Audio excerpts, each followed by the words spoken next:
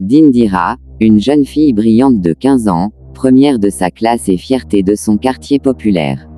Après avoir obtenu son baccalauréat avec mention, Indira décroche une bourse d'excellence pour étudier à l'étranger. La joie est immense dans sa famille. La bourse couvre tout sauf le logement.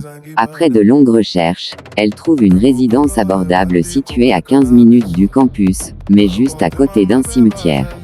Malgré ses hésitations, elle accepte pour ne pas perdre cette opportunité unique. À son arrivée, l'endroit semble calme, presque trop calme. Elle partage la résidence avec deux hommes très discrets qu'elle ne voit jamais le jour.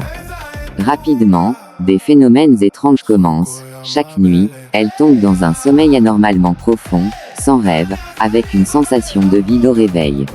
Inquiète, elle en parle à sa mère qui lui conseille de prier et de placer une croix sous son oreiller. Cette nuit-là, Indira se réveille brusquement à cause de bruits inquiétants venant du cimetière. Curieuse et effrayée, elle regarde par la fenêtre, et voit les morts se lever lentement de leur tombe. Devant eux, ses deux voisins récitent des incantations et semblent commander les esprits. Un des hommes la voit observer la scène et lui adresse un sourire glaçant. Terrifiée, elle appelle sa mère le lendemain. Peu après, elle apprend qu'un crime a été commis dans une maison vers laquelle les morts se dirigeaient. Elle comprend que ses voisins utilisent les esprits pour accomplir des actes maléfiques. Son amie Sandrine lui propose de quitter immédiatement la résidence. En retournant chercher ses affaires, une force invisible les piège dans l'appartement. Une obscurité surnaturelle les envahit et elles perdent connaissance. À minuit, elle se réveille attachée dans le cimetière, devant un autel noir entouré de symboles occultes. Les voisins révèlent leur vraie nature, ils veulent utiliser Indira comme portail entre le monde des vivants et celui des morts. Pendant ce temps, à des milliers de kilomètres, sa mère mobilise son église pour prier intensément. Au moment du sacrifice, une lumière surgit, portée par la prière et la foi.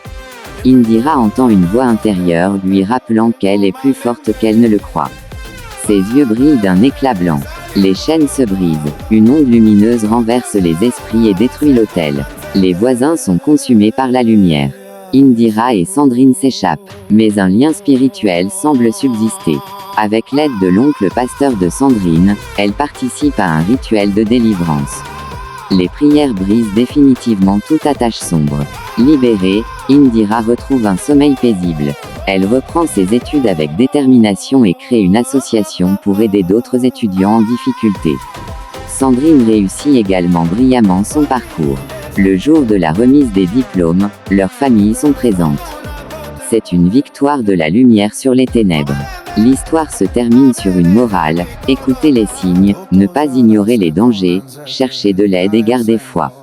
La vraie force vient du cœur, du courage et de l'amitié.